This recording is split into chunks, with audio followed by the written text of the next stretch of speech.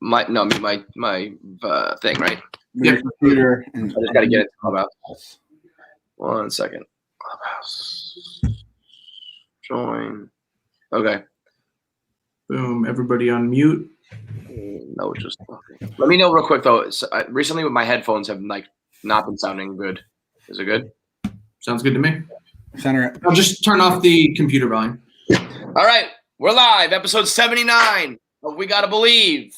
Live on Clubhouse right now. Shout out if you're listening live there. We'll also be available, of course, always the next day on the podcast. I don't know if I mentioned this live last time or just talked to the boys behind the scenes. What we've learned about Clubhouse is just simply doing a little simulcast of your podcast is not really the most effective way. So I think going forward, we're going to do the podcast as usual, but try to add some Clubhouse rooms in the mix that are a little more unique, a little different, maybe invite some people, maybe do some more fan talk, more Mets Fans Anonymous type of meetings, because that's what seems to really catch on in Clubhouse. So we could do like a age, sex, location type of room for the Mets fans.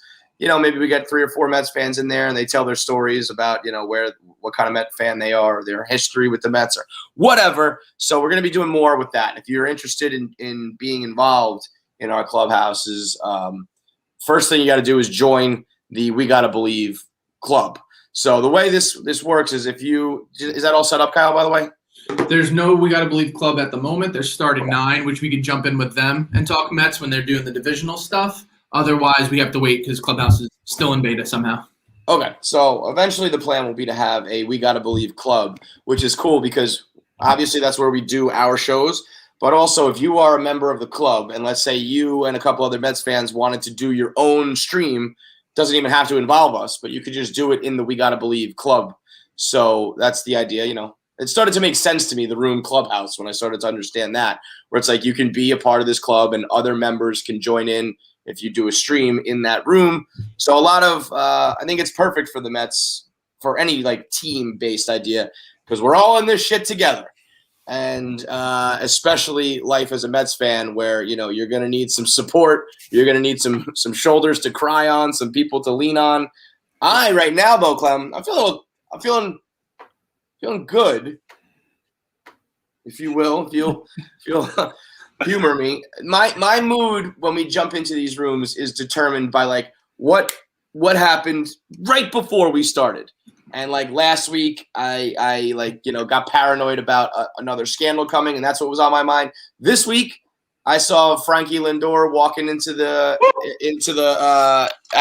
parking lot in spring training, had his Mets jacket on, his blue hair, big smile, and I'm just feeling good. I'm feeling good about him, man. I've always been a Lindor guy, and now he's ours, and I'm feeling very excited about what he's going to do for this team. In the words of Prince Akeem, good morning, my neighbors. You show up rocking, a Coming to America, which is such a good fucking movie, man. It all these years later, and the fuck you, yes, fuck you, every single time, 10 out of 10 laughs. The Cleveland fans weren't lying. That man just it's electrifying. That smile just brightens up everything. The fact that it's just the smidgest amount over 40 degrees right now too. It's it's baseball weather in my mind. It's so fucking sick how your mood just changes on a dime when it's the sun just shines for 5 fucking seconds up here while all those assholes down in Florida are probably living in 75 and not an ounce of humidity. I'll take it. I am so goddamn happy and positive right now. Everything's great. And we have Kyle sends the rundown every week before the show. And it's just nothing but good news right now. Trevor Bauer, absolute cocksucker. No one's burying him on Twitter. It's fucking great. Everything is great. I know. We'll get into all those things, but it really is just it's a total life of bipolar insanity. And right now we're on an upswing, so you just got to enjoy it. By the way, when we first signed Lindor, I immediately hit up Welker to get T-shirts rolling. And I fell off on that, so I got to get back on it. We will get a Lindor shirt up. What I wanted was a simple old school WWF. When we did the old school WWF shirts, where you just had one defining feature, Ultimate Warrior, Razor Ramon's hair. Razor Ramon there, yeah. So all I wanted was like a mouth, smiling mouth, and then like the haircut. And the shit that they sent me, our designer just was not understanding what I was looking for.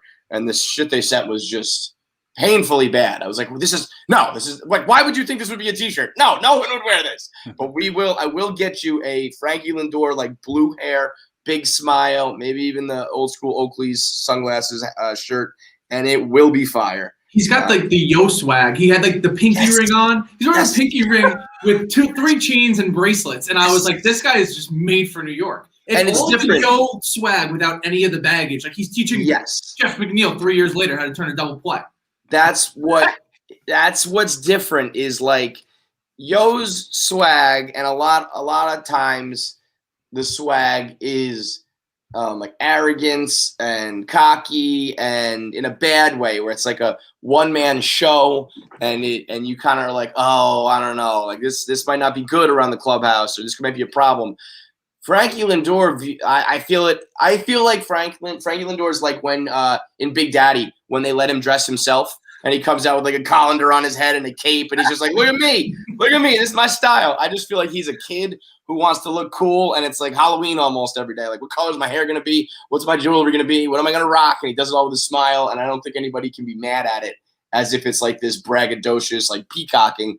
I think that's just him naturally. He's a good dude. If you do all that with the family and the smile and the like the humble, the humility, then it all is the perfect package.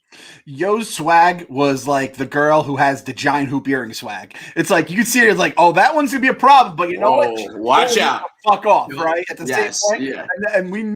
And with Yo, it's just like with that girl. You know, it's gonna end in tears, but it's gonna be fun. But it's gonna end in tears. But those like couple years, I mean, by Yo, it's like by the second year, it's like, oh, this is a fucking disaster, right? It basically came down to that after the 2016 season. It was like, you know what's funny? So I was making fun of Aaron Judge as per usual when he showed up to spring training and he was wearing street clothes. I said, oh, look, Aaron Judge is wearing his uniform. And Yankee fans started like, chirping back at me, talking about, well, yeah, like let's not act like, it's like real rich for a Mets fan to be talking about injury prone players when Cespedes fleeced you for $110 million. So the difference is we admit it and we know it. We'll be the first to make fun of Yo. We put our hands up and be like, yeah, man, that motherfucker couldn't stay on the field for us. Whereas Yankee fans just hold on to hope that Aaron Judge is going to turn into some Iron Man overnight. I mean, what do you think? I'll give Aaron Judge, I'll give him 100 games this year. Maybe. Triple digits, Kev? I was going to say, I'll be generous. 100 at-bats, me. Well, he went and got his new teeth. So what did you guys think about that? Because he was the only gap in town after Strahan. That was like iconic. Yeah, it was just Strahan. So it was like, see, Strahan had he had normal teeth except for the gap. Aaron Judge, it looked like he chewed pebbles in his cereal. Like his teeth were jacked up. I'm surprised it took this long. And it was funny because we did the topic on the rundown, and Dave was like, you got to get to these things early before you're like famous. And I was thinking about Dave's bald spot. And like in our world, he was already famous, so we all know it. But yeah, Dave, like now that he's really famous, people don't think of Dave as a bald guy. He got in to Aaron Judge in his teeth and poured oil with his bald spot. You got to get in and fix those things before people are really seeing you. And now Aaron Judge, we all know, that your teeth are fucking disgusting. That you needed to buy them. But yeah, I can't believe it took him this long. So congratulations to Aaron Judge when he's smiling, like on the bench. Because he's injured again for the 500th time. Those teeth will look good. Those pearly whites will look sharp. It must be late February. Kevin has his Yankee hate boiling up, and it's nice and warm. It's baseball season, folks. Let's go. Get your hot dogs ready, your Coors Light in hands, because we are ready for baseball. Oh, speaking of, before we get into all of the topics, I meant to make sure we announce this. Barstool at the Ballpark is officially on, baby. Oh, let's go. The website is live, Mets.com/Barstool. You can go to it right now. I mean it, right fucking now. If you're listening to the clubhouse, put the club in the background. If you're watching at home, go to the fucking landing page right now, Mets.com/Barstool. Look at that, baby. Pow. We got to believe right fucking there. on the Mets landing page on MLB.com. What a world!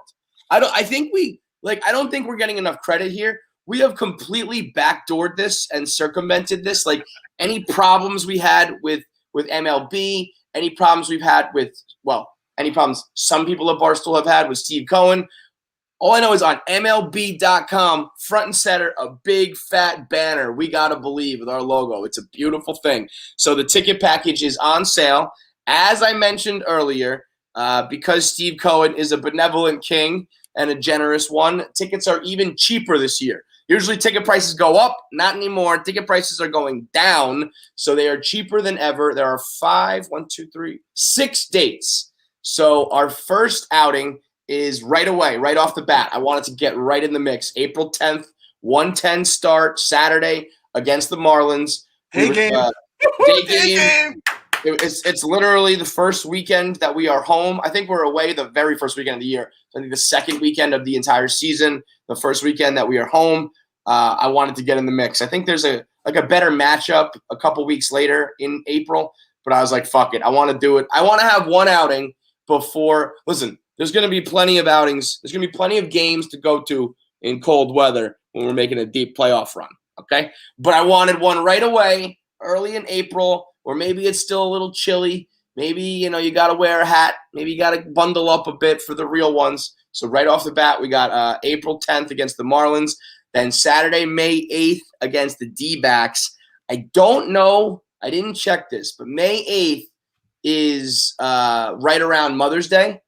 So I don't know if that's if that Sunday would be the Mother's Day Mets. You know how I feel about Mother's Day with the Mets. God. Mother's Day is when the team is bad.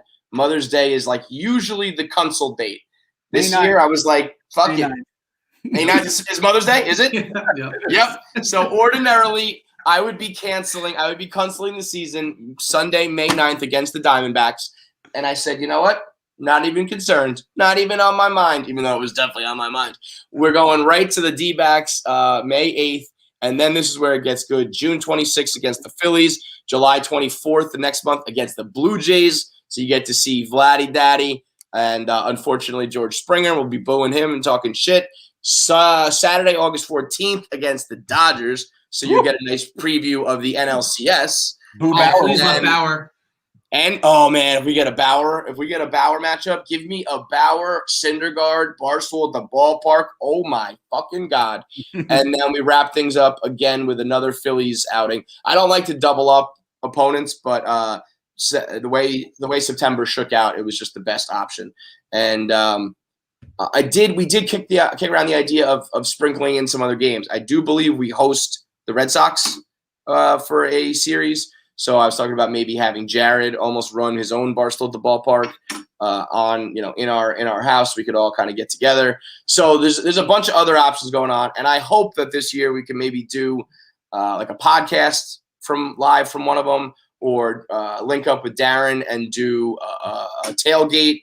But I'm hoping that this is more reminiscent of 2015 when we used to fucking pack the joint for Barstool at the ballpark. So it's live. We're ready. And no fear. Let's say something goes wrong with Corona. Let's say that they cancel fans in the stands, or they start to limit it, or whatever happens. Full refunds. You don't have to worry about it. So you can buy your tickets right now with full confidence. Mets.com/Barstool. It's as easy as it gets. You can buy tickets to any of the outings right now, all on sale. So, for example, look, dude, oh my God. This is crazy. These tickets, it's even lower than I thought. You get unlimited beer from 1 hour prior to first pitch through the alcohol cutoff in the 7th inning. You get one free meal. It's either like a hot dog, fries, and a Coke, or a burger, fries, and a Coke. And you get your ticket in the I think it's like what do they call it? Like the party deck or something like that. Left field landing. We're calling it Cohen's Corner, though. That's Cohen's Corner. It's being called Cohen's Corner. Bro, it's $70. $70. The first one's $70. I think the later ones are like 95. Yeah. The first one, $70. That is usually legit. You go to the concession stand for one round. You and your boy each get 2 beers. and you get 2 dogs, that's $70. That's after you pay to get in the building, and that's now you have 7 more innings of beer and food to eat and drink.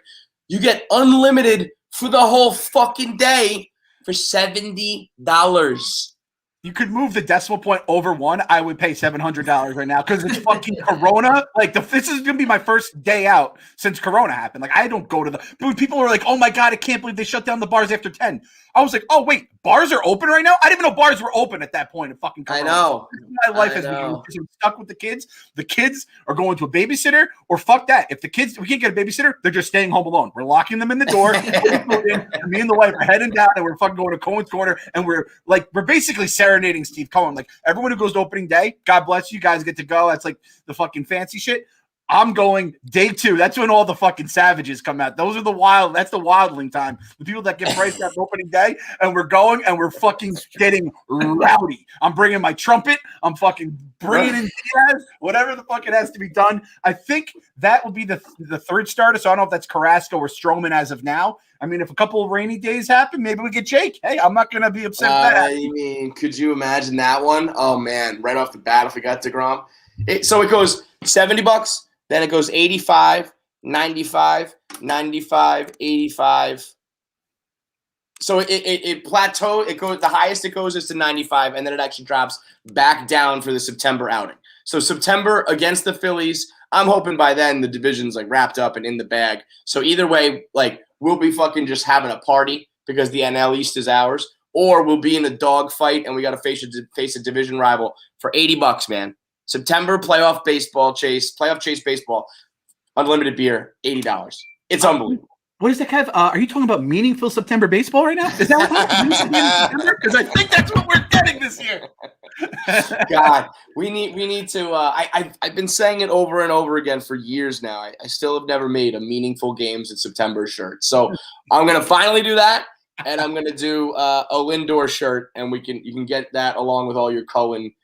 King Cohen type shirts, King of New York. So rocking it right there now. it is, baby. It's a beautiful thing. By the way, you see, I don't know if it's going to be good or not, but Monday there's a Biggie documentary on Netflix called "I Got a Story to Tell."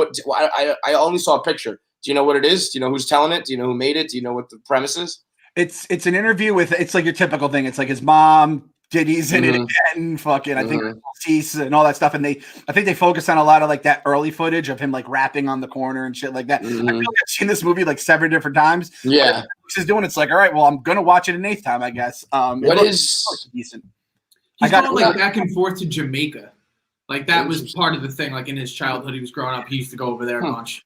Oh, we're not quite there. At like 25 years. Like what is the there a reason for it now? 94, 95. 96. So. Oh yeah, he died in I think it was 97, wasn't it? 97. Yeah. Wow. So we're at like 24-ish years, but right? Am I doing my math right? Yeah. All right. Anyway, let's get into the Mets talk. I got to start with Bauer and Syndergaard. We haven't talked about that yet, right? No. We have a lot. Everything here we haven't really talked on. So that one Friday night after we recorded, of course. Yeah, always the way. I mean, this was. Trevor Bauer versus Noah Syndergaard is a black hole of douchebag that just I'm surprised it didn't suck like all of baseball Twitter into it and we just implode. We just have like a supernova explosion because that is like the 2 biggest loudmouths in all of baseball. And I know everything we've said has been like we wanted Trevor Bauer. And I was like, it's so cool that he's got a YouTube. He's got a big presence. He's gonna engage with us. And then as soon as we didn't get him, I was like, oh yeah, fuck that. And his dumb YouTube. I know everything is very flip-flop and hypocritical, but honestly, his online presence, his Twitter it's terrible. It's awful. I mean, he is unbearable on Twitter. And now Noah, I admit, I've said this many times. I just said it on the new episode of KC Radio too. We talked about it. I personally don't like the guy. I have no problem like being open about that. But I do think his Twitter game, whether it's him, I know it used to be Brody sending his tweets. I don't know if it is anymore. His Twitter game is a little more fun. It's a loudmouth thing, but he's usually a little more clever or a little more subtle, or it doesn't sound like he's as butthurt. But these two going back and forth was just like, oh, holy douchebag. And imagine if it was on the same team, if we ever had that Trevor Noah combination, I mean, I don't know what would have happened, but this is as spicy as like baseball Twitter gets. You know, like NBA Twitter is much more live. You'll get some actual shit talking. This was kind of like, ooh, wow. This is the online version of a baseball fight where the bench is clear, but like nothing, you know, nobody ever throws a punch.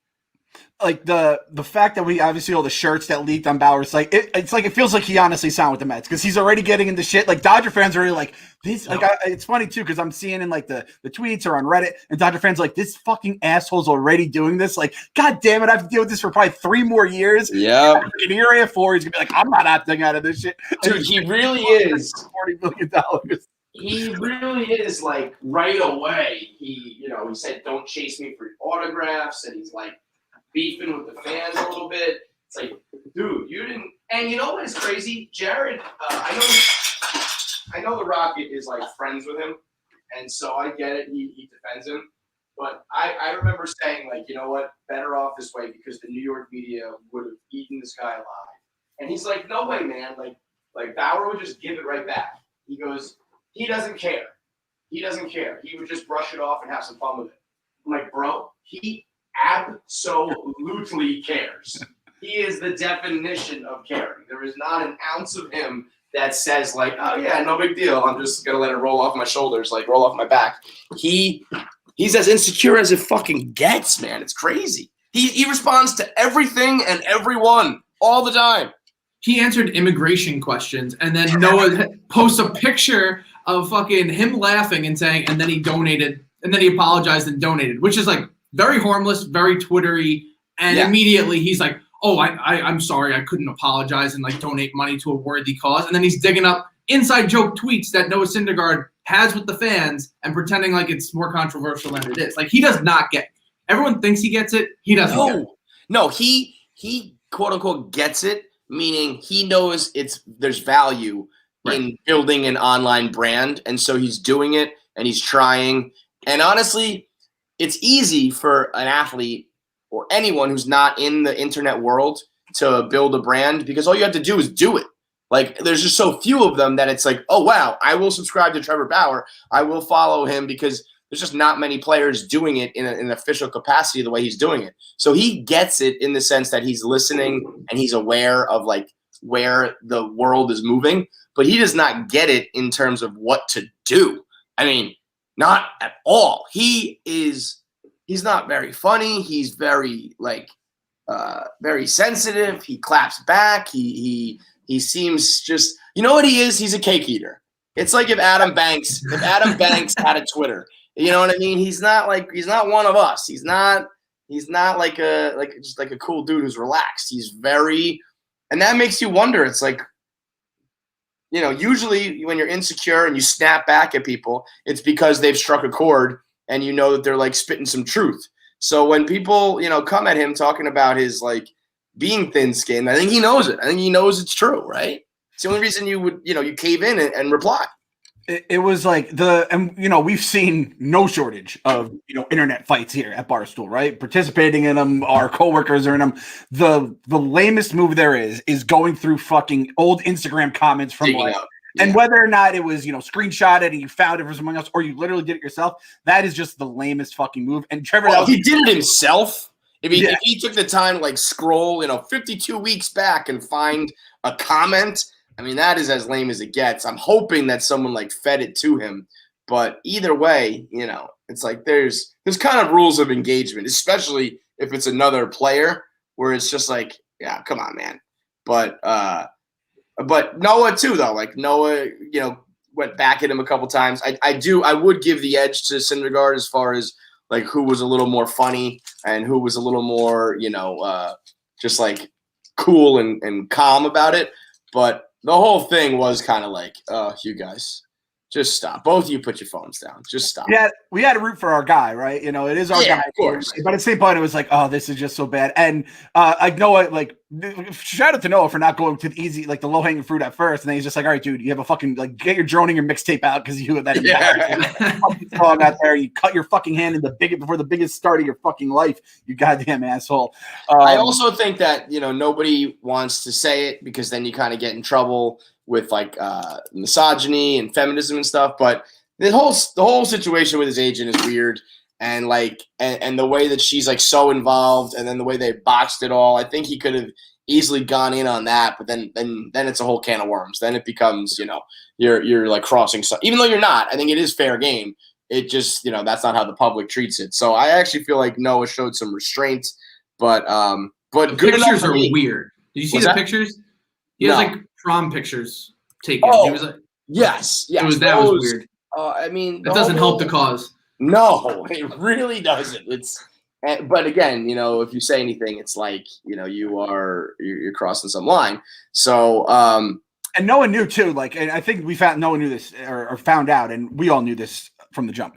Trevor Bauer was going to get the last word in. He just kept tweeting, and Noah's like finally just like stop responding because we all have the friend, right, who you get into an argument with, and then you just don't argue with him anymore because he's always going to get the last word in. So you're like, all right, man, like whatever. And he like, keep digging. I'll meet you at the bottom. What the fuck does that mean? Just like shut up, Trevor Bauer. And thank God. I know it sounds like, you know, we wouldn't be saying that if he wasn't here, but like, thank God this didn't happen to us because it would feel like LOL Mets all over again. It's like we have the goddamn Pittsburgh guy who is way too online in an online world when like 2021, it's like banana land. You're going to get like chirped at every single time you do something. When you're replying to shit that's like in the replies of the replies, and then I know him and Stroman had their thing too. It's like, dude, just log off, Trevor. Just log the fuck off. So thank God real.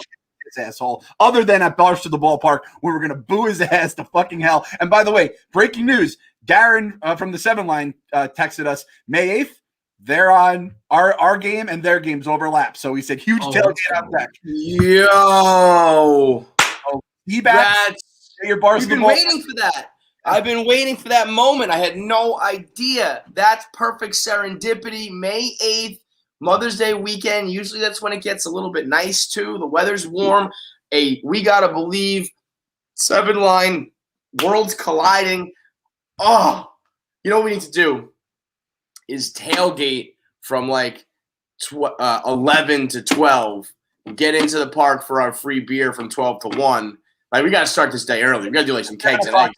It's a 7 o'clock. Oh, it's a night game? Oh, even better. Oh my God. We are going. I don't want to say this out loud, but we're going to be hammered by 7 o'clock. Oh my God. Yeah. We're going to be hammered with love and excitement. That's what I mean. Thor's be pitching. The hammer. We'll cut that part. I mean, that is going to be. I've been waiting for that day. That's going to be some Avengers Assemble. Can you make a like a Photoshop for us, Kyle? Where, you know, all Darren and all like the 7. You know how the 7 line has like they have their own like vice president, sergeant at arms. They all come out of the portals. We're all coming together. Oh man, the contingent of Mets fans, as Gary would call them. God, all orange. Throwing so much shade. So, all right, man. Good things. It's a good week. You know, we're getting good news, and I do. All I need is like as kind of like slap fight as that Twitter back and forth was. That's on now. Like, fuck Trevor Bauer. And I do think. I mean, he talks about the Mets a lot. Like he's always, because I know he gets chirped about the Mets from Mets fans, and he can't help himself in reply. But it does feel like we are. I hate the like rent. We're in your head rent free and all that shit. But man, we are on Trevor Bauer's brain a lot. So that's it. I'm good to have a rivalry with him. You know, and he's a good pitcher too. So it's like it's a real one. Like he, you know, I don't want to poke the bear. There's a chance that, you know, we go out there a couple times and Trevor Bauer, you know, shuts that us down because he is a good pitcher. But I don't think there's anybody I'm like afraid of with you know. Having DeGrom and having a healthy Syndergaard, like we'll go toe to toe with any pitchers out there, any team out there. The Dodgers are fucking stacked, but you know I'm down for the challenge. So I think that'll be a good, healthy rivalry. we got Taiwan Walker out of it, who has a better career than him. And, I'm not saying he's going to definitely be better than Bauer this year, but there's definitely within the realm of possibilities. 2-year, $20 million deal, give or take. There's like weird, opt-ins, opt-out player options in the third year. That's perfectly fine with me. He's wearing number 99, which I fucking love. I love guys with crazy numbers, especially like not our ace weird with it. We got the Stroh show with his weird numbers. He was like 0 and all that shit. And then Taiwan 99. Sold. Anytime you're changing your number because of the mascot, you're like a wacky dude. He didn't want to wear 00 because that's what Mr. Met wears, and you got to respect Mr. Met. You've got. I like it in a good way. That's some weird quirky shit that I'm like, okay, I like it. You want to talk about weird guys wearing number 99 too? Turk Wendell sent him a necklace. I don't know what it looks like yet. Wait a minute. It better be the Sharks. Turk sent him a necklace, right? He said. So I was just gonna say this is giving me Turk Wendell vibes, not only because of the number, but just again because of like when you take note of those things and you're a little bit superstitious and respectful of like the numerology of it all. I was about to say this is very Turk Wendell. And did he send him the shark necklace? He sent him a necklace. I don't know what it looks like yet. It's got to have teeth. It better have teeth. It better have a couple human teeth. Fuck it. I don't care. Can I tell you, Kirk? Turk Wendell was my favorite reliever. I have no idea whether or not he was a good pitcher. Like he had the sharp teeth. He jumped over the line, and then he would slam the rosin bag. I'm like, this guy's just fucking entertaining. Yeah, I have no idea. Was he good? I mean, that is a great question. I was gonna say he was around enough, and the team was good.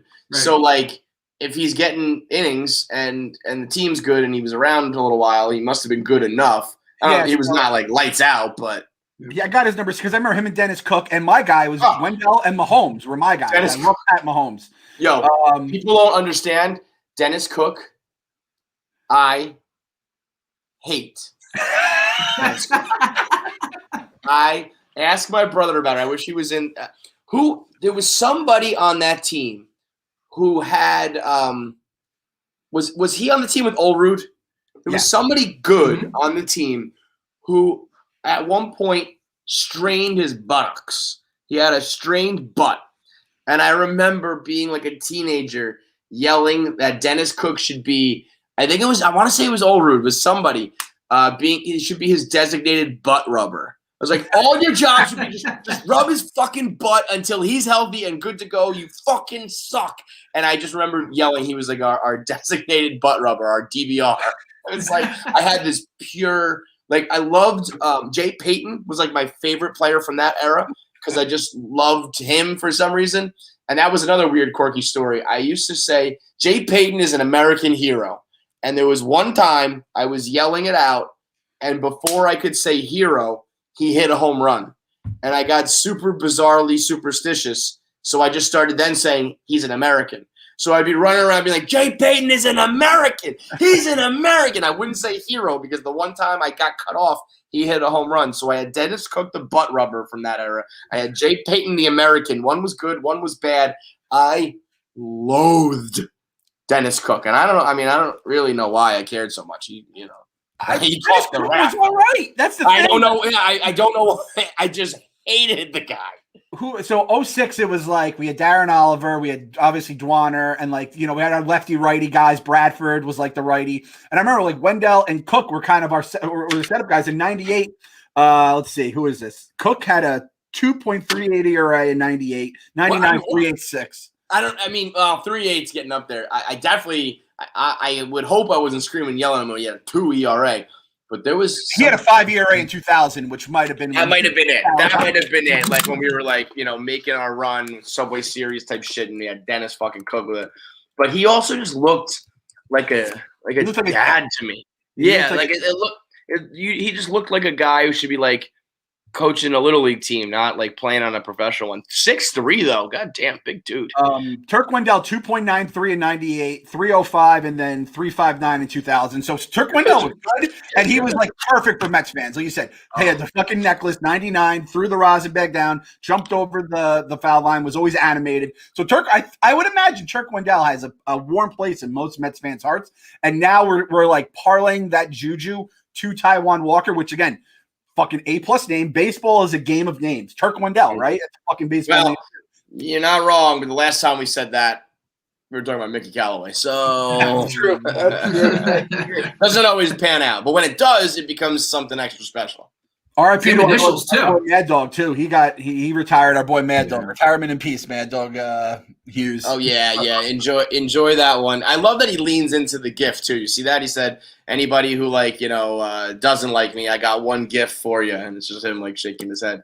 But yeah, I mean, anybody who can bolster that pitching staff, I will certainly take it. He's 28 too. He's 2 years younger than Bauer. He's got a better career ERA. He pumps gas. Like, I don't see anything wrong with him. I think he's been hurt the last couple of years, or he's been He had Tommy John, I think, 3 years ago, and then he had like the recovery, and then last year was a weird year, and he pitched pretty fucking good last year too. So it's like, why not take a chance on a guy like that? And again, this is like everyone was freaking out about this. He is our fourth starter, fifth if you want to slot Peterson ahead of him, and then Noah motherfucking Syndergaard's coming back in June. He may not be the Noah that we've been hoping for, but as long as he's decent, like this is all just depth right now. It's so weird for us to actually Mets fans aren't used to a real baseball team. Last year we were like, oh, is Porcello going to be the 5 or Waka? Yeah. We went from that to fucking Taiwan Walker. It's crazy. Hold on. We do need to talk about this though, because Rojas said because they have so much depth that they're thinking about a 6-man rotation, which is fucking insane to me because then DeGrom doesn't get to throw every 5th day. Like, what are we doing?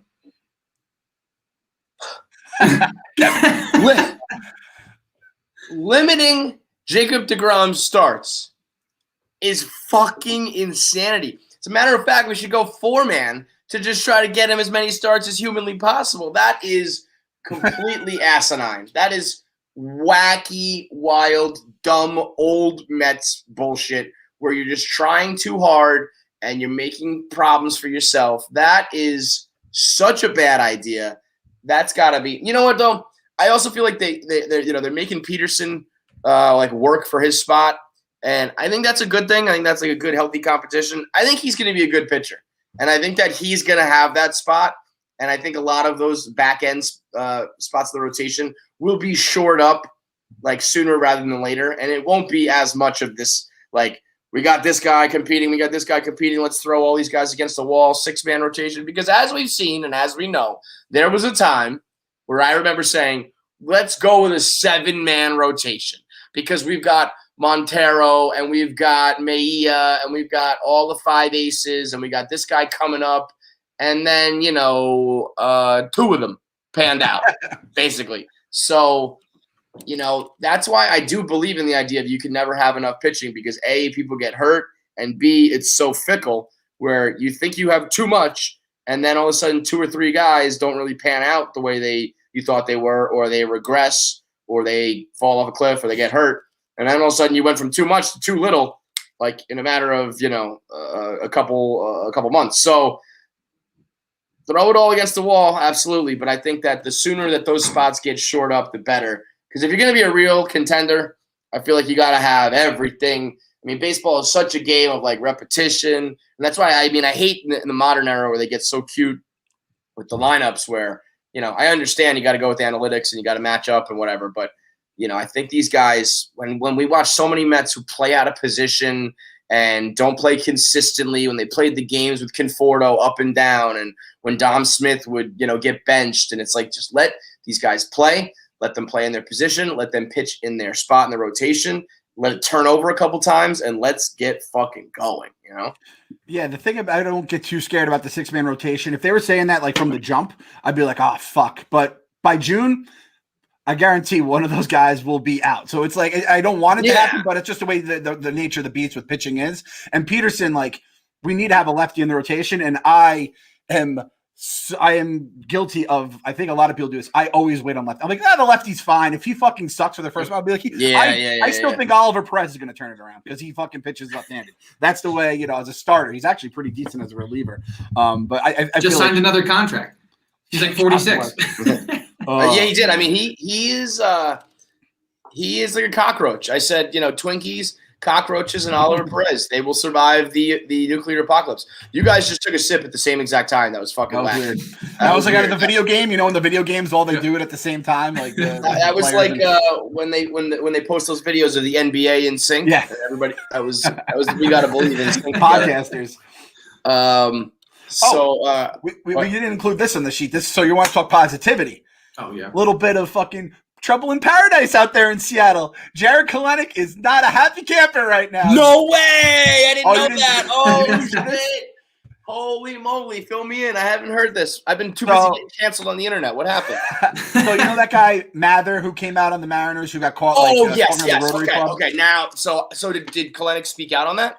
Yeah. So it was him and his agent. So just recap that whole thing in case people haven't. I feel like Mets fans, we do now bizarrely keep up with the Mariners because of this trade. But for anybody who's not paying attention to Mets West, the Mariners are in a little bit of hot water. And recap, but I'm not as. I think I'm kind of on this guy's side in some regards. Tell the fans what's up. So basically, I actually, Kyle, if you want to do it, because I know like he had a bunch of different shit. He said he had stuff with like the translators that was like an issue, and he kind of like threw some guys under the bus for sucking. It sounded like, but the Kalenic thing, he basically was like, we have a bunch of good young prospects, and they're probably not going to be coming up. They weren't going to come up at the beginning of last season, but we were going to have them on the 40-man or like in that area and then have them working out, but we were never going to call them up and start their clock kind of thing, which everyone knows has been going on in baseball forever, right? Like the Mets. That's why I didn't actually have too much of a problem with what he said, but yeah, tell us exactly, Kyle, what he said. I saw some of the clips and what was that? That was like a Zoom conference. Yeah, it was supposed to be like a more private event because he's talking off the cuff, and he was saying how they have people in the minors right now that he thinks at least I think 3 of them are going to be legitimate all-stars who can play at the major league level right now. He's like, but we're not going to even this year. He's like, yeah, but we're not going to see them before May. Like, ha ha ha. And then Kalenic said that he like extrapolated his comments and said he got fucked over because he didn't sign the extension. Because, like they try to lock up these rookies now in their rookie deal to get them cheaper money. Well, he said, no, I'm waiting for arbitration and everything. And they were like, all right, well, fuck you then. And there's been times in the past where players have filed grievances, but there's no evidence. So now there's evidence, and the CBA is coming up, so now they're just pumping it. Well, so, I mean, I get why it's fucked up. I get why if you're a player and you're a pro player – why you'd be like, this is so sleazy. And I certainly understand you can't just like be cavalier, like talking about it and joking about it. Cause like you said, now it's like evidence, but like until the rule is changed, like why would you, why would you, like the system is so favorable to keeping them in the minors. Like you can really control someone for a lot longer if you manage it the right way. Like it needs to be changed to such a way where it's like a coin flip, where it's like, yeah, you might get like a little bit better on the back end, but it's only one a period of time that's just not as valuable. Because as it is right now, I understand teams being like, we're not gonna risk that, or we're not gonna lose that over. Especially you figure if you're calling guys up. You're probably you're not contending. You're still in rebuild mode. It just doesn't make sense the way that it's currently constructed. So like, I mean, it's just been going on for so long, and I understand why they do it. I don't think it's as crazy again to be like goofing around about it is where you're gonna get fucked. I think in the next CBA, that's gonna be a big point of contention. It's and again, I feel like our luck, we have their fucking billionaire owner, and then baseball's just gonna like go on strike for 7 years, right? And it's gonna be a legitimate bloodbath. Here comes the salary cap. Here comes revenue sharing. Here comes all these things that negates his big competitive advantage. But baseball in general is so wild, where you own a guy for like 7 years. I mean, it's and you're paying them minimum compared to like so the 2 sides of the corner. Chris Bryant, he's the one that that filed the grievance and lost, and then you have Alonso, who we decided to start his clock, and then he wins Rookie of the Year that year. Right. So it's like these guys can play, and they're going to make you more competitive in the league. But are you really going to risk a year? Like, yeah, he won Rookie of the Year, but did we make the playoffs? Like, no. For what? Yeah, I mean that was a great year. He's also, I think it's different when Pete was 25 at the time. He's 26 now. He's like 25 coming up. It's one thing when you got these guys who are like super young. When he's like mid-20s, it's like, Pete, you almost had to call him up because it's like, it's time to get going here. All of a sudden you're going to be 27 years old and you barely have had any, if so last year he would have been like his rookie year had they done things like quote unquote normally. No, they still would have pulled him up in like May, I think. It's weird how but he'd be fucked like DeGrom was, where DeGrom was turning 30 and he was still under control, like not getting paid anything. That's what I mean. Yeah. So it's different too when you're talking about a guy who's like a kid still versus like late mid-20s. But the whole thing is you gotta overhaul that whole system in a way, because I think that the players are getting. When I did that interview with Faye Vincent over the summer, talking about just all things like collective bargaining and labor, when I realized how much the MLBPA was on a course to like radically change everything with Michael Weiner before he died, where they were going to get like part ownership in franchises, and they were going to get money from like video games and everything outside the realm of like your game checks. And they were really pushing and like, I think going to win because he was such a good union rep. And then it all just fell apart with Tony Clark, where they're just like, he's a good guy, but he's just like in over his head. Where, there's so much wrong with the system in both ways, on both sides, that, had they really been able to like stick to their guns with their guy, I really wonder where baseball would be right now. That to me is fascinating, where it's like this random, I think he died of like a heart attack. What was it? Yeah, heart attack. It was something, it wasn't like he got sick and they knew it was coming. It was just like, boom, all of a sudden. And I'm sure those grimy fucking owners were like, yes, like, now this guy who was like this amazing arguer and arbiter and negotiator and shit. And they could have changed the whole goddamn game. Who knows what the situation with arbitration and service time and starting clocks would be by now. But the Mariners are so Mets West. That is so something that we would do. Yep. They tried to delete the YouTube like it wasn't going to be like out there already. Like, come on, give me a fucking break. It is tricky too with the CBA, because it's like you have like fucking, you have like college kids like Alonso get drafted. Then you have high schoolers who come in. Then you have kids from like the Dominican who are like 7 years old. They like end up in these fucking like academies. That's what I mean. It's crazy. It is a weird thing, and I'm sure they're going to try to figure it out. So this is the thing though. Like obviously as Mets fans, again, we get like tagged by all these Mariners fans every time there's a fucking Kalenic moonshot, a Mariners fan or an anti-Mets fan. Can we be honest? I'm sick of watching Jared Kalenic take batting practice. I get it. Like, yeah, he's hitting home runs in BP. I understand. I get that the ball sounds nice coming off his bat. Enough, you assholes. But now we're taking this back. Just like Bobby Bonilla Day, we're taking that back for the king of fucking finesse. We're taking back Jared Kalenic, because I am now stating here on this podcast, Jared Kalenic coming home. I told Kyle, start up I'm coming home videos. It's happening. We have Steve Cohen. Steve Cohen's a Mets fan. He wants Kalenic. Now, I don't know.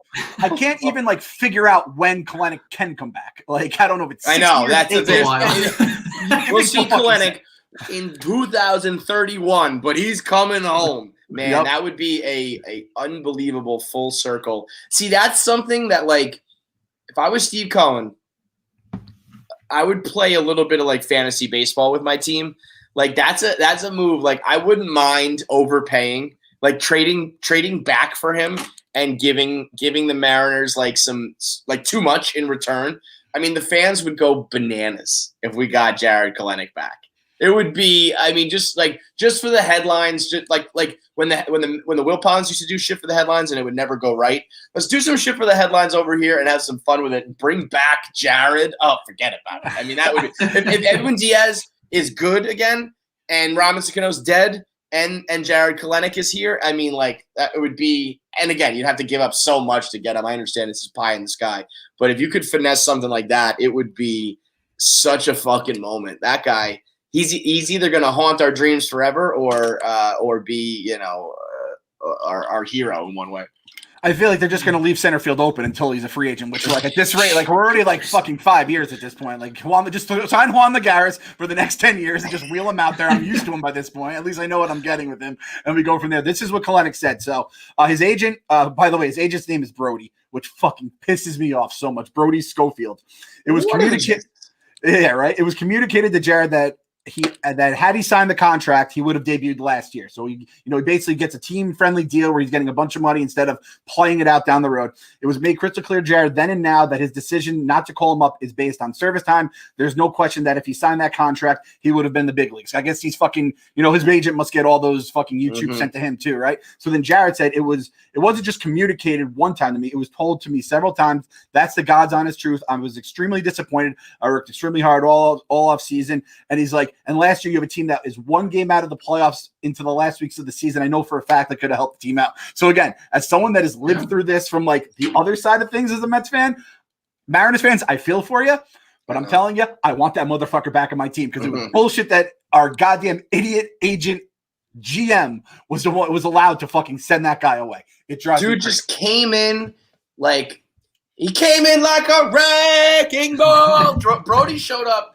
for like a day. He's like a home wrecker who just came in, blew up the family, and then is just gone, dumped it. What? Like, and Sandy Alderson's back too. Like, what did you do to my family? Right. Like, he comes home. He like Sandy Alderson took a vacation and was like, Brody, can you house sit for me? Watch the dogs, keep it up. And he came home to a pile of fucking ashes. He burned the whole joint down. Like, baseball historians are gonna look back at the Mets, not that they were, skyrocketing and then plummeted, but they're going to look and be like, what the fuck happened here in this little blip from like 2017? Oh, it was Brody Van Wagen. Okay, yeah, makes total sense. God damn you, Brody. And I almost can't knock him. Like, I bet you if you have an off-the-record conversation with Brody, he'd be like, yeah, I was so in over my head, but they were going to like make my dream come true and let me play GM. Like, I don't know. The Wilpons are idiots. I had to take a chance. But, yeah, I don't know what the fuck I'm doing. And I'd be like, okay, yeah. Like, right now, if somebody came to you and said, Clem, you want to be the GM? We'll pay you and you get to just do the job. You'd be like, well, I mean, I guess so. I'll give it a shot, He gets to jump from every category, too, because now he's at Rock Nation with Jay-Z. It's just like, dude's just living out the dream. Shows he's completely incompetent. Fucks up the DeGrom deal, fucks up the Mets. Now he goes to Rock Nation. It's such a testament to how bad people are at just retreading and going with it's going with the safe route, but it's not. It's like it's safe in knowing what you get, but knowing what you get is trash. But people just know the name, and he's like shook enough hands and he's had handsome. Let's call it what he's handsome. He's a handsome young man. He has a nice name. Van Wagenen is a strong fucking name. I may not like Brody, but Van Wagenen is a strong and fucking name. He looks slick. I think he's short. That's the only problem. If he was tall, he'd probably be like the president. He's got that look. He dresses well. He's got the name. He's probably a great agent when it comes to just except for that. I mean, that's a DeGrom deal. No, you know what? He just sucks at everything. He just absolutely sucks at fucking everything. He's 5'7". I thought Brody was tall. No way. Because I remember saying that when I was like, this is back before like the milk went sour, and I was like, Brody's got that like I said, the salt pepper head of hair. He's got the $5,000 suit. Like, walks in the joint looking tall and charming. And Alyssa Rose was like, no, bro. He is a tiny little thing. And I he's a little. I put him in my pocket.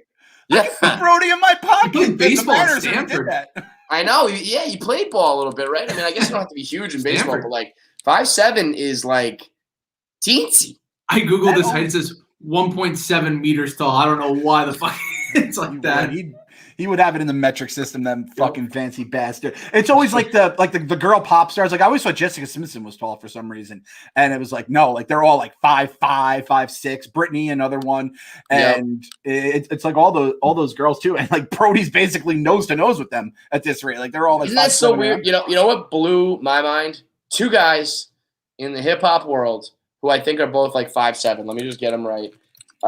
Because these guys, you might already know this, but do you know how tall Eminem is?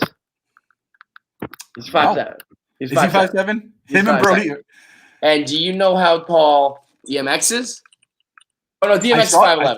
I saw DMX. I'm like, he was pretty big. Okay. Yeah. I thought DMX was another tiny one. Ja Rule's 5'9", but we always just kind of thought of it. I thought Ja Rule was 5'2". I can't believe Ja Rule. Yeah, that's actually big for him, right? Yeah. Like, if Eminem walked through the door, I'm not even gonna say it, actually. Never mind, because I'm still afraid of him. I don't even want anybody like circulating a clip and adding him.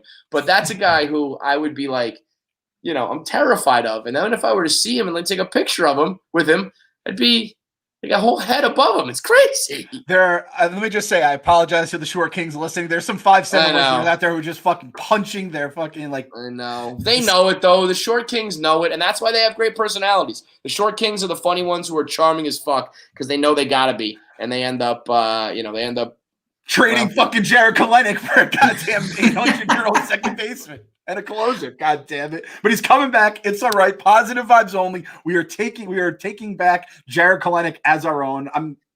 If Steve Cohen strikes me as the dude, Bobby Axelrod, right? He knows he's going to right that wrong. It's just a matter of when he's going to somehow, some way, maybe like 10%, maybe directly with him, or you make another deal and you say like we're getting this guy because we fucked up with Kalenic. Got to do something to in the Mets fans' mind erase that wrong. Oh, speaking of erasing, we're coming up. We'll get to our calls in a second. We'll do the call to the bullpen. But Pete Alonso erasing all of his social media. Absolutely love it. Brilliant. Like until you show me that you can really handle it and that you're really like in tune with what's going on, and I don't think many are. Who's an athlete who really uses it right and doesn't have problems with it? Magic Johnson. Like I guess JJ Redick is a good example. Has the podcast and is active and Bussin' with the Boys. Bussin' with the Boys is a great one. Yep, of course. Our in-house. I mean, that's so crazy to me that like those guys are so good at it that I think of them as like podcasters. You know what I mean? Like those guys, like them and like the Pat McAfees of the world are like those are podcasters and media personalities who happen to be fucking awesome at football and can play professional sports, not the other way around. Yeah. But yeah, I mean, so many guys like the Bowers and like Syndergaard and like the countless other names who have gotten in trouble with it too. It's just never worth it. And I mean, Pete was a guy who had shown some. He would DM. Remember when he got caught up with Padres fans and they were saying he's from ISIS, like things that were clearly trolling. And then you take it too serious and you get too sensitive. He's a guy who's better off just fucking forget about it. You can do social media when you are like established and a fucking star, and you can do this in your sleep. Like that's why I think it's always so funny that Derek Jeter like didn't have a presence, because if he wanted to, he could have. Because he was like a machine who's just like, I'm gonna go out there and get 200 hits a year, and I don't ever have to worry about my defense because I'm not good at it. Balls just go flying by me every day. No big deal, whatever. But, certain guys, I think it's just better off they don't have it, and he's one of them. So good on you, Pete Alonso. Bad on whoever is making the MLB power rankings. I thought you were going to call out Steve Cohen for coming back to Twitter. Honestly, like a 2-week break, like Steve, guess what? Twitter hasn't changed, brother. It's the same. How about that? Place.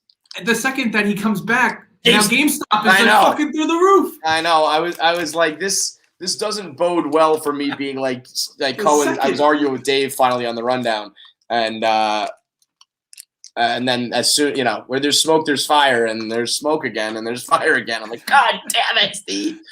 But maybe he learned his lesson. Maybe this time maybe he'll be way less engaged and not be as like cavalier about it. But yeah, not my favorite thing in the world to see that he's back.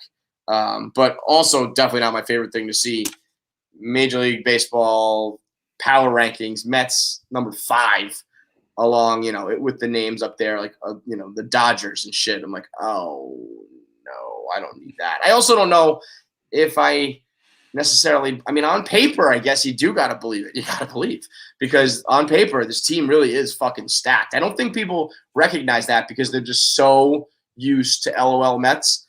But, you go up and down that lineup, that should be, 1,000 runs. And you look at that rotation, if people are healthy and it pans out, should be nasty. And obviously the bullpen's always the question mark, but 5 is like, now there's pressure and expectations. So Pacoda, Fangraphs, I think it was, and now whatever this MLB power rankings, like, we got some expectations to live up to, boys. I feel like the good thing about the National League, I feel like it's like the Dodgers are always going to be the number one team in everyone's mind. So it's True. you're just following them, and the Braves are going to be right there with us in our division. So it's not even like, I mean, our division is probably the best in like the West is very top heavy with those two, right? But then I feel like basically everyone except for maybe, and the Marlins are going to be pains in the asses, even if they aren't like, always, you know, so that's just who they are. And it's like, if the Phillies, if the Nationals can do this and that, they could be good too. So it's like, I don't think the bullseye's going to be on the bullseye will be on our back because Steve Cohen, everyone thinks like, why didn't you guys sign every free agent this year? It's because we're not. That's the thing too. And there's been a lot of times, even just in the last couple of years, I said like the NL East is going to be the best team, best division in baseball. And it was like the worst because you got some names and you got some stars, but everybody was like, you know, middle of the road, middle of the pack. If a lot of the talent in this division clicks and pans out, then it's a different story. But the silver lining is that the Yankees are 3, so we're not the best team in New York, and the Braves are 4, so we're technically not ranked the best team in the division. So like, I'd rather. Also, the bad news, by the way, is that the Braves are good, and we got to go through the Dodgers. And if you do want to talk about New York bragging rights, you know the Yankees are still a juggernaut in their own right. So you know, depends on how you're looking at things, but I like being a delusional Mets fan because I can get excited whether they're good or bad. I get excited for opening day. So let me just like float under the radar and I will get the same level of excitement. I don't need to have expectations to be like, ooh, good, baseball's back. I'll watch this shitty team no matter fucking what. So let's not raise the bar too fast, you know, too quickly yet, because that's when, you know, if the Mets, like that's why 2015 was so like magical, because there was never a moment of feeling like we need to, we should, you know, if we don't, we are failures. It was kind of just like, holy shit, like we're pretty good. Holy shit, we're doing it. Holy shit, you know, Daniel Murphy's Lou Gehrig. Holy shit, we're in the World Series, you know? So it will haunt me forever. It will haunt me for the rest of my fucking life, bro. Don't you sound like that. This podcast started out so positive. Let's go to the bullpen. Let's go to the bullpen, and we'll talk to our fans. Let's see who we got in the club. Definitely, if this was a video game, you're like the pitcher, and like you could like see like you like the little lines are you're like coming out of your head because you're tired. It's like we got to go to the bullpen for Kev right now. We got to go get a Coors Light. Chill out. Ice cold Blue Mountain Coors Light. Call the pen. We got to get it sponsored, calling it like the call to the bullpen. And I'm also having visions of something to do with 50 Cent where you're in the club. We need to play the music. Who's in the club tonight? Or we got to make love in this club. Let's talk to, is that Jesse Funk? Yes, it is. What's up, Jesse Funk? How you doing, brother? I wasn't expecting to be on. Well, just listening. Threw you to the fucking fire. How you doing, man? Jesse put it in the podcast, which is another Mets podcast that back in the day we were trying to build a little bit of our own podcast network prior to churning, kind of taking things over and taking the reins. So Jesse, you know, Jesse, you are a pretty level-headed Mets fan. I think a lot of times you're either Frank the Tank or you're one of these like pie in the sky, you know, baseball's great and the Mets are good all the time sort of things. You seem pretty reasonable. Yeah, in the off season, I'm pretty like, oh, things are good, and then like game 2, yeah, over. Yeah. I said, like, I ride the roller coaster of how the team is like 2-game losing streak, shit's over. Yeah. Yeah, it sucks. But yeah, I mean, I think you nailed it. Like, I hate having these expectations. Yes. It's like anytime the Mets have had expectations, they've just always right? I mean, when you think about even 06, I remember in 05 being like, you know what? This was the sign. This was the season where we're going to look back and say 05 is when we started to turn it around. Pedro came. He brought Beltran. Manaya's making moves. And that's going to be the year that we can look back to saying, hey, that's when it all began. But all of a sudden, 06, we win 97 games, and it was like pedal to the metal. And I think that was bad. I think that hurt us because all of a sudden that management thought we were only one player away because, hey, we just won 97 games. So let's just go get, you know, one more starter, or we need a lefty bat, or we were always reactionary. It was like, we need a closer. Okay, go get him. Oh, well, now we need a starter. Okay, go get him. Well, now we need a bat. Go get him. And then by that time, the closer wasn't good. And it was always like playing catch up. So, but yeah, think about it. 06 was a surprise. 2015 was a surprise. I guess the early 2000s, late 90s was like they made the move for Piazza and they knew they had something there. But the only times in recent years we've had success, it's been out of nowhere. And the only times we've had expectations has been collapses and heartbreak where we couldn't follow up those magical years. Yeah, no, like in 06, like 05, the team wasn't terrible, and like you saw like a somewhat of a foundation. And even in like 14, I don't think the team was that terrible to where but to think like you would never, nobody was thinking World Series next year, Nah, but it's also crazy. Like I saw the tweet. Like I think half of our 40-man roster is completely different from when the season ended last year. Yeah. Which I'm okay with. I think we needed to make some like it's weird where there was I think a lot of core guys who were great and like ready to build on, but I'm also okay with a lot of fresh blood in there, fresh meat to I think we needed to like purge a little bit of the Callaway and the Brody era and the Will Ponds, I'm okay with a bit of a fresh start. Totally, and that's why when people be like, "Oh, the Mets didn't do anything this offseason," it's like, fuck off. I mean, fuck off. Fucking new faces. Yeah. That if it's not, superstars, you did nothing. It's like, first of all, we got a superstar. Like now all of a sudden we need more than one superstar in an offseason. Boy, did we get greedy real fucking fast, man. Unreal. You're right, Jess. And I'll leave after this one. Where would you guys rank, like, if Carrasco was a free agent? He's probably would have been like the second or third best free agent in the market? Yeah, probably. Like if he was available. Bauer, Springer, Real Muto, those are the big guys? Yeah. Free agent. Right. Would have been right behind Bauer. Yeah, I do think people are getting a lot of kind of overlooking that because, he was just like it seemed like a throw in, and it's like, who was the other big pitcher out there? Was there anyone else other than Bauer? Who was it was all the other guys that were kind of like middling that we were talking about, right? Free agent Tanaka fucking left the States. We got Taiwan. What a weird fall from grace that was. Yeah, absolutely. Like, hey, the last time we had a throw-in was Syndergaard. Remember that? Remember it was the R.A. Dickey for fucking TDA trade, and all of a sudden, the extra guy ended up being the one who made the most noise. So, yeah, man, that's a good call. I think people are gonna because you know what it was? He wasn't in the Mets fans' crosshairs. It wasn't like the shiny present, go get him. It just fell into our laps. So no Mets fans were like, nobody's researching his numbers. No one's looking at his highlights. So we just kind of all of a sudden had it. I think they're going to be pleasantly surprised by it. So good call on that one. All right. See you guys later. Let's see who else we got. I love it. You're like, when they're supposed to get the guy up warm, and Kevin just brings him in. He's like, tell him to get in the fucking game. It's like he doesn't have his glove on. I forgot that you can go to the raised hands, and those are the people who wanted to talk. So we'll go to that now. We got, whoops, push the wrong button. We got Jake. What's up, Jake? Jacob, you there? Yeah, there he is. What's up, Jake? Yeah, I'm here. Hey, guys, what's going on? I'm a big fan of you, all of you guys, Kevin, Clem, Kyle. I've been trying to reach you since the Black Friday calling, bank for a while. And I just wanted to connect you because so I don't know if you saw last year that DeGrom wore the Tom Seaver cleats in honor of his passing. The kid who designed them lives in my neighborhood, and I just wanted to know if you would be interested in me forwarding his contact information to you guys. Yeah, sure. All right, so let me know how I can get that to you, and I'd be happy to make the connection. Yeah, we'll do it off air.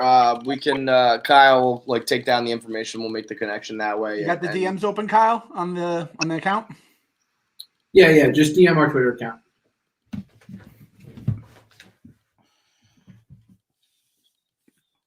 Jesus Christ, Jacob, you're back to the audience. Let's go to Lyle. What's good, Lyle?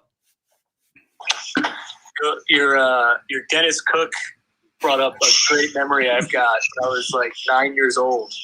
I was sitting in the picnic porch, and he just blew a game as usual. and threw his glove from like short left field all the way into what was the visitors' bullpen by the picnic area. Mm-hmm. So I'm now the proud owner and still am Dennis Cook. Wow. I feel like I remember that. I don't know. I feel like that sticks out of my mind. That's amazing. You still got it? I still have it. Yeah, I still play in my softball league with it. You use it. That's even better. And you're a lefty. That's incredible that you're a lefty too, because you have to be a lefty for the work. How telling is that? It's like if DeGrom ever threw his fucking glove, you take that thing, you put it in a case, you maybe sell it. This dude's like, I got a beer league game on Saturday. I need a glove. I'll just use Dennis Cook's. It's a good conversation starter. Yeah, sure. Better. I'll be on my Hinge profile. Like, what's your proudest possession? I got Dennis Cook's fucking glove. That's hilarious. Anybody who's got a bizarre story like that, like, let us know. We could do a whole clubhouse room on those. Just tell me your weirdest. I've never caught a foul ball, but I got a when they're coming off the field after the third out and they throw a ball. Lucas Duda threw me a ball. It was in the playoffs. It was that one game. The one game we beat the fuck out of the Dodgers, right? I think it was when Brett Anderson was pitching, and the Mets just tattooed him. And that's when I wore the 7-line gear to the game, and Dave got mad at me when I yelled, "Kick him off the tour, Doug."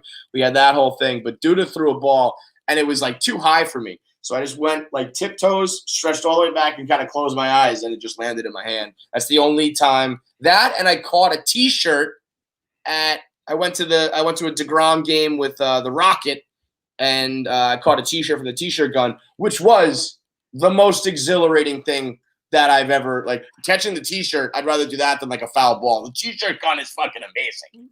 The T-shirt gun is so much fun. I caught a T-shirt at the old Shea once, and I went with a buddy, and he brought I think he was like a big brother or something. He was like a mentor for like a kid who was like, pretty young. Gave the shirt to the kid, became a fucking hero instantly. It was like it was like a double feeling. Like I want to catch it, but I don't really care about the shirt. I just want to catch it. And then you give it to the kid or the girl or whatever. That move, that's when you become the hero. I love become the hero. It's like, yeah, dude, it's a large. I haven't been a large since 8th grade, so don't worry about it, buddy. Let's go. We got two more in the. Hey, let me just make an announcement. Cool it on the Dennis Cook slander right now. All right, there are some fans of Dennis Cook. Me being one of them. I was at that. Dude, I don't know why. I don't know why. I fucking hate it. It must be that year he had a 5 ERA in 2000 when we were like making a push. We were like, this is a World Series caliber team, and all of a sudden we got the Dennis Cook butt rubber. I mean, I hated him. I will say he did have this look to him. He almost looked like, I don't know if you remember, it's an old school reference, Nails from WWF. He was like the prisoner that Big Boss Man fought. He had that like weird face. He just had this weird face to him too, where if he was asshole. Fuck Dennis Cook, Clem. Let's go. We got Carl. Barstool Carl's in the house, so we'll hear from him and what's going on in the Cubs world. What's up, Carl? Guys, can you hear me okay? Yes, sir. What's the latest, brother? I'm driving. So nice to see you. It always works. I'm driving in to go do a snake draft right now, so my nerves are like at an all-time. Carl is like the Babe Ruth of snake drafts. Back when Babe was hitting more home runs than entire franchises, Carl has more snake draft W's than like everybody combined. It's wild. What's this? Nobody really cared, and I was just stacking them up. Yeah, now it's become a thing, and you've padded your. You know what you are? You're almost like Ichiro. You've got like 3,000 hits in it back when it didn't really count. Now everyone takes note, right? Yes. Tell me what's the scoop. Okay, my eyes lit up when I saw you guys were doing a clubhouse. Yeah, sorry, I'm talking over you here. Yeah, we're trying to do it every week. So if you want to jump in, any of the Chicago guys want to join, you're always welcome. Tell me what the scoop is with Chris Bryant. We heard, there was a moment where Mets fans thought like a Chris Bryant deal was like imminent, and then obviously nothing's happening. What's the latest in the Chicago chatter about him? Yeah, I think he probably absolutely would not get traded until the trade deadline approaches because he just has like no leverage right now. The Cubs have leverage in the market with he at his best is so much better than the trade return he would get right now. Right. Even if he plays like worse, I don't think it impacts the trade value anyways, because he's already people are already kind of down on him. But why are they so down? It's not like he's had like a 5-year run of being garbage. Like he's not that far removed from a fucking MVP. Right. And dude, it's honestly, it's just because it goes back to this little time period after the 2017 offseason going into 2018. And there was like a rumor that the Cubs were talking about an extension, and Boris was like, here's the number it would take. And then the Ricketts were like, if that's the number it would take, then it doesn't make any sense. And so Theo was like, well, if it doesn't make any sense, then we need to fucking start shopping this guy because his value is through the roof. Right. I got back to Chris Bryant, and then the Cubs denied it. And literally ever since then, it's just been like pins and needles with the guy. I just feel bad, but he's a great pro. I don't think he's like loved in the clubhouse as much as like he could be, just because he's kind of on his own and he's just like such a pro. He's not like a boys boy guys guy kind of guy, but right. Fucking whoever gets him, because the second he goes into a place where he can just worry about playing baseball, he'll be amazing. His quote like with us on Redline Radio was like, "Yeah, I used to have a lot more fun." I mean, if he just goes to a place where like, dude, worry about third base. We have all these other clowns and superstars. Like just thinking about the Mets, he would fit in so well with the Mets because there's so many other guys that can take the fucking heat off. Yeah. He'll be the pretty boy. Yeah, I was gonna say the Mets themselves as an entity will be the focal point of the media and the back pages and the butt of everyone's jokes. LOL Mets. It's not even gonna be like individual players. It's more just the whole franchise. So he'll be if he wants to just go under the radar. There's plenty of other guys to take the heat, like you said. I mean, I would love it. I want it more than any other. Even when Springer and Bauer were still available, I was like, if I had my pick, a Chris Bryant trade would be my first and foremost. He would him across from Pete Alonso next to Lindor. Are you fucking kidding me? I mean, do it, right? Like fucking do it, Steve. Make it happen. Jesus Christ. It's a slam. Clem, you brought this up when I was listening to you guys earlier. When I think of the Mets, I just think you guys are fucked, and here's why: the Braves, the fucking. The Nationals are always competitive, and what you said about the Marlins, even when the Marlins are bad, like you guys just have. I think you guys have spread out the hardest division because there's no easy 3-game series ever on the calendar. Nope, you're absolutely right. It does suck to have your new owner and your own hopefully championship window open, but let's certainly say like your own playoff contention window is open at the exact same time that the Dodgers is wide open, and at the exact same time that a lot of the NL East is coming into their own. I mean, you can't pick and choose when you got your guys, when they come up and when they start to be stars.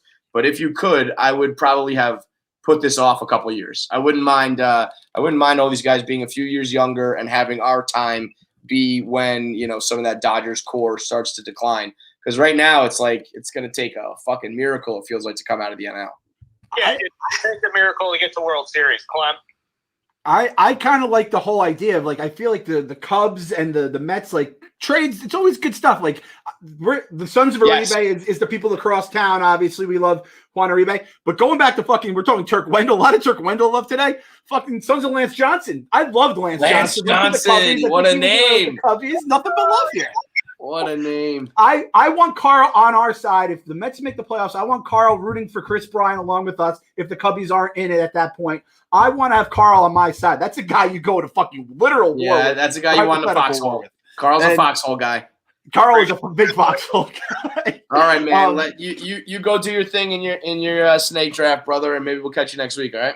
Always great. Hey, I wanted to say I do love you guys are talking Mets. I'm going to be following this because I do love the subculture of baseball guys at Barstool. I feel like that's the backbone of a lot of bloggers. Like, how'd you get to Barstool? It's like, well, I started off as a diehard baseball guy. So true, man. And that's why you guys are always welcome to join. We'd love to mix it up with you guys. So, go Mets. Have a good one, man. I think Carl said it best though, because obviously you, Kev, you you started off as like this a whole other level, but like I dig Knicks, but some Mets stuff, all this stuff. The Chicago guys just had like their niche with the sports, and it's like it's crazy to see how it's like Frank the Tank blew up at a New Jersey Transit guy. Brandon Walker got attacked. Coach Doug's was a fictional cartoon. It's like crazy how the past of Barstool have changed. So it is kind of I feel Carl how there is kind of different worlds in Barstool. And yeah, I mean the origin stories and baseball, Barstool Sports. We talked about at one point dropping the word sports and just being Barstool, and it has become so much more pop culture and comedy. But that being said, like the lifeblood of it all is still the guys, the electric chairs and championship merch and all that sort of shit. So yeah, those guys do the sports side of things. There's a reason why Portnoy was like, the Chicago guys are like the Milton office. Like they're the guys I can trust. There's a reason why he does it with Eddie, because those guys are still just, the dudes who live and die and breathe with their team, and that's all that matters. So, and that's all that matters to us here, and that's all that's going to matter this year. The only thing that matters this year, and will determine my happiness or sadness, is the New York Mets and Barstool at the ballpark. The good thing is, even if the team sucks, I'll have Barstool at the ballpark to fall back on. So go to Mets.com/Barstool. And get your tickets. We're also officially going to start to plan the gala. The Steve Cohen gala, I'm hoping, is back on. We are going to do it one way or the other. We got to figure out exactly what we want to do. So if you've got ideas for the gala, maybe we'll get together in the office and then live stream it or clubhouse it or whatever so that you guys can join in. But if Steve Cohen throws a gala, We Gotta Believe throws a gala. Whatever Steve Cohen does, we do the poor version of it. So we'll be throwing an opening day-ish gala for this new regime. So if you own the Waldorf Astoria, let us know. We'll host it. If the owner of the Waldorf Astoria is listening right now. Yeah, for real. A venue and a location would greatly help. So anybody who can throw a hand that way, let us know. And until then, we'll be back next week for another edition. You Gotta Believe. Gotta believe. Kev's getting positive. Gotta believe, baby. That's a dangerous thing. That's a dangerous thing, my friends.